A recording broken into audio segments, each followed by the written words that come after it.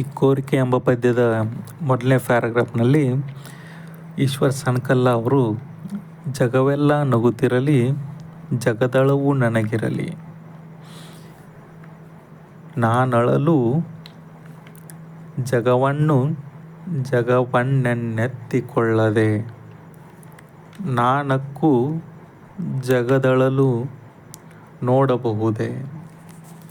ಅಂದರೆ ಎಷ್ಟೇ ನೋವನ್ನು ಉಂಡಿದ್ರೂ ಬಡತನವನ್ನು ಕಂಡಿದ್ರೂ ಕೂಡ ಒಬ್ಬ ಕವಿಯಾದವನು ಪ್ರಸಿದ್ಧನಾಗಲಿಲ್ಲವೆಂಬ ಯಾವುದೇ ರೀತಿಯಾಗಿರ್ತಕ್ಕಂಥ ಸಂಕಟ ಈಶ್ವರ್ ಸಣ್ಕಲ್ರವರಿಗೆ ಇಲ್ಲ ಅಂತಕ್ಕಂಥದ್ದನ್ನು ಇಲ್ಲಿ ನೋಡ್ಬೋದು.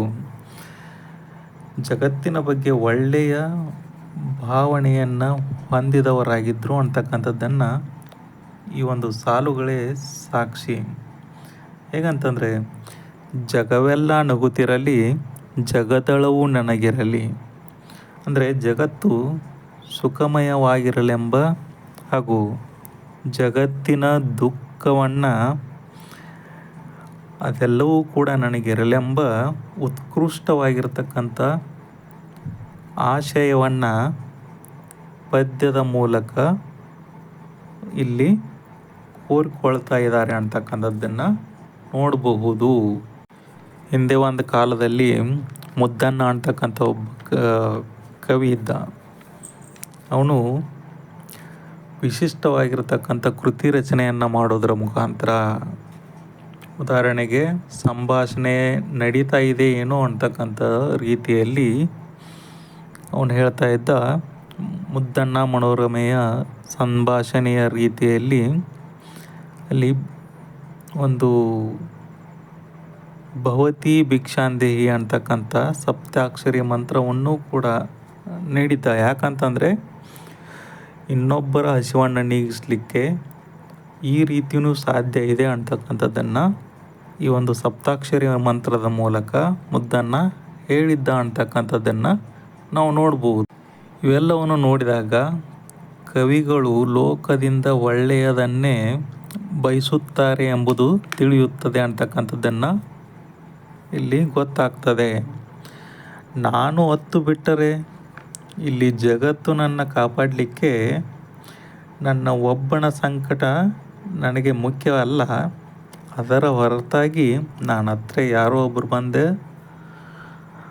ಬರ್ತಾರೆ ಅಂತಕ್ಕಂಥ ಒಂದು ನಂಬಿಕೆ, ಆತ್ಮವಿಶ್ವಾಸ ಈಶ್ವರ್ ಸಣ್ಕಲ್ರವರು.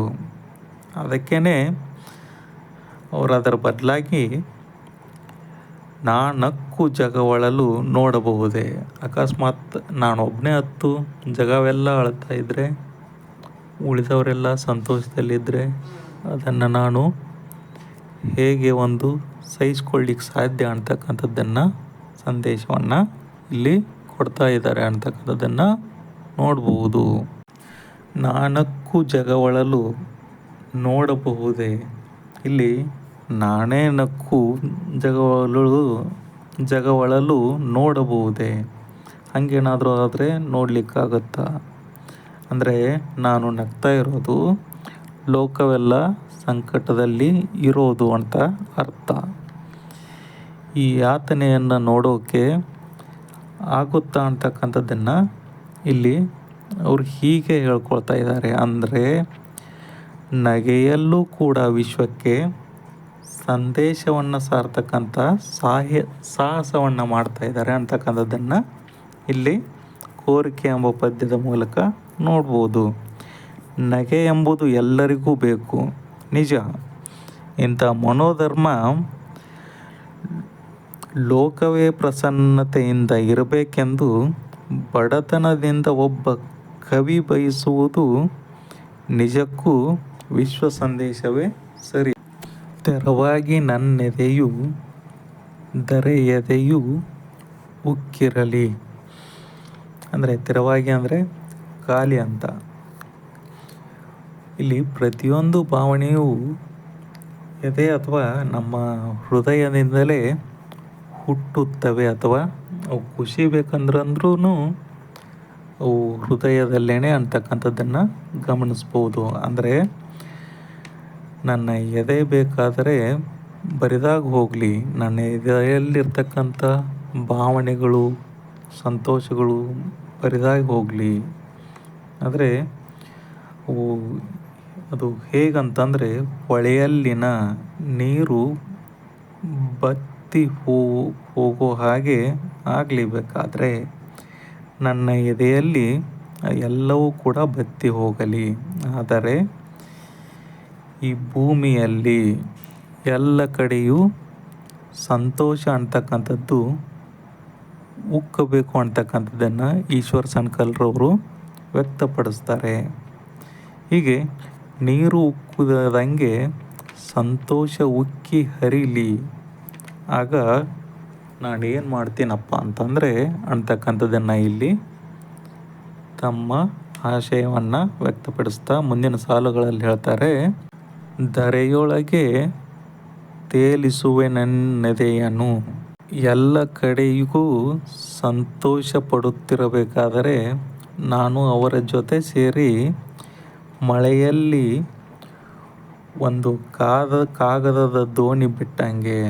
ಹೇಗೆ ಒಂದು ಮಳೆ ಬಿದ್ದ ಮೇಲೆ ಒಂದು ಕಾಗದ ದೋಣಿ ಆ ಮಳೆ ಜೊತೆಗೇ ಕಾಗದ ದೋಣಿ ಹರಿದು ಹೋಗ್ತದೆ ಅಲ್ಲ, ಅದೇ ರೀತಿಯಾಗಿ ನಾನು ಆ ಸಂತೋಷದಲ್ಲಿರ್ತಕ್ಕಂಥ ಜನರ ಮಧ್ಯದಲ್ಲಿರ್ಕೊಂಡು ಆ ಜನರನ್ನು ನೋಡಿಕೊಂಡು ನಾನು ಕೂಡ ಸಂತೋಷದಿಂದ ಇರ್ತೀನಿ ಎಂಬ ಆಶಯವನ್ನು ಈಶ್ವರ್ ಸನ್ಕಲ್ರವರು ವ್ಯಕ್ತಪಡಿಸ್ತಾರೆ ಅಂತಕ್ಕಂಥದ್ದನ್ನು ಇಲ್ಲಿ ಈ ಸಾಲುಗಳಲ್ಲಿ ನೋಡ್ಬೋದು. ಪೊಡವಿಯೈ ಸಿರಿ ಒಡೆದು ಬಡತನವು ನನಗಿರಲಿ, ಕೈ ಒಡ್ಡೆ ಪೊಡವಿಯನಗಿಕ್ಕದೇನು, ಪೊಡವಿಯೇ ಮೈ ಎಳಿಯೇ ಮಾಡಲೇನು. ಅಂದರೆ ಪೊಡವಿ ಅಂತಂದರೆ ಇಲ್ಲಿ ಭೂಮಿ ಅಂತಕ್ಕಂಥ ಒಂದು ಅರ್ಥವನ್ನು ಕೊಡ್ತದೆ. ಅಂದರೆ ಭೂಮಿಯೆಲ್ಲ ಹಸಿರಾಗಿರಲಿ, ಭೂಮಿಯಲ್ಲಿರ್ತಕ್ಕಂಥ ರೈತರು ಎಲ್ಲ ಹೊಲಗಳು ಕೂಡ ಹಸಿರಿನಿಂದ ಕೂಡಿರಲಿ. ಆಗ ರೈತರೆಲ್ಲ ಶ್ರೀಮಂತರಾಗ್ತಾರೆ. ಆದರೆ ಬಡತನ ಮಾತ್ರ ನನಗಿರಲಿ ಅಂತಕ್ಕಂಥದ್ದನ್ನು ಇಲ್ಲಿ ಹೇಳ್ತಾರೆ. ಹೀಗೆ ಗಿಡ ಮರ ಎಲ್ಲವೂ ಕೂಡ ಹಸಿರಿನಿಂದ ತುಂಬಿರಲಿ. ಗದ್ದೆಯಲ್ಲಿರ್ತಕ್ಕಂಥ ಫಸಲು ಕೂಡ ತುಂಬ ಚೆನ್ನಾಗಿ ಬಂದಿರಬೇಕು. ಆಗ ಎಲ್ಲ ರೈತರು ಕೂಡ ಶ್ರೀಮಂತರಾಗ್ತಾರೆ. ಜಗತ್ತಿನ ಹಸಿವಿನ ಸಮಸ್ಯೆ ಪರಿಹಾರವಾಗುತ್ತೆ. ಹೀಗೆ ಬಡತನ ಮಾತ್ರ ನನಗಿರಲಿ, ಅವರೆಲ್ಲರೂ ಕೂಡ ಶ್ರೀಮಂತರಾಗಿರಲಿ, ಬಡತನ ಮಾತ್ರ ನನಗಿರಲಿ ಅಂತ ಇಲ್ಲಿ ಈಶ್ವರ್ ಸನ್ಕಲ್ರವರು ಹೇಳ್ತಾರೆ. ಅಂದರೆ ಜಗತ್ತೆಲ್ಲ ಸಂಪದ್ಭರಿತವಾಗಿದ್ದು ನಾನೊಬ್ಬ ಬಡವನಾದರೆ ಕಷ್ಟದಲ್ಲಿರುವವರಿಗೆ ಸಹಾಯ ಮಾಡುವ ಔದಾರ್ಯ ನಮ್ಮ ಸುತ್ತಮುತ್ತಲಿನ ಜನಗಳಿಗೆ ಇದೆ. ಆದರೆ ಇಡೀ ಭೂಮಿಯೇ ಒಂದು ಕಷ್ಟದಲ್ಲಿದ್ದರೆ ಏನೂ ಮಾಡಲಿಕ್ಕೆ ಆಗಲ್ಲ. ಅದೇ ಹಸಿವಿನಿಂದ ಇದ್ದರೆ ಅಥವಾ ಬಡತನದಿಂದ ನರಳ್ತಾ ಇದ್ದರೆ ಏನೂ ಮಾಡಲಿಕ್ಕೆ ಸಾಧ್ಯ ಇಲ್ಲ. ಆದ್ದರಿಂದ ಈ ಭೂಮಿಯೆಲ್ಲ ಸಂಪದ್ಭರಿತವಾಗಿರಲಿ, ಬಡತನ ಮಾತ್ರ ನನಗಿರಲಿ ಎಂಬುದು ಈಶ್ವರ್ ಸನ್ಕಲ್ರವರ ಮತ್ತೊಂದು ರೀತಿಯ ಕೋರಿಕೆಯನ್ನಿಲ್ಲಿ ಗಮನಿಸಬಹುದು. ಮುಂದಿನ ಪ್ಯಾರಾಗ್ರಾಫ್ನಲ್ಲಿ ವಿಶ್ವವನ್ನು ತುಂಬಿರುವ ಈಶ್ವರನೇ ಅಳತೊಡಗೆ. ನೋಡಿ, ವಿಶ್ವವನ್ನು ತುಂಬಿರುವ ಈಶ್ವರನೇ ಅಳತೊಡಗೆ, ಸೈತಿಡಿಲು ಸೈಪಿಡಿಲು ಬರುವನಾವಂಗೆ ಹೇ ತಂದೆ, ಎಣಲೆನ್ನವೆನ ಕಾವಂ. ಅಂದರೆ ಜಗದ್ರಕ್ಷಕ ಭಗವಂತ ಜಗನ್ನಾಥ ನಮ್ಮನ್ನೆಲ್ಲ ಕಾಪಾಡುವವನು ಅಂತ ಏನು ಕರಿತೀವಿ, ಅವನೇ ಈಶ್ವರ, ಅವನೇ ವಿಷ್ಣು, ಅವನೇ ಎಲ್ಲ ಅಂತ ನಾವೇನು ಹೇಳ್ತೀವಿ. ಜಗತ್ತಿನ ತುಂಬೆಲ್ಲ ಈಶ್ವರನೇ ಇಲ್ಲಿ ತುಂಬಿರಬೇಕಾದ್ರೆ ಇಲ್ಲಿ ಸೈತಿಡಿಲು ಸೈಪಿಡಿಲು ಅಂತಂದ್ರೇನು?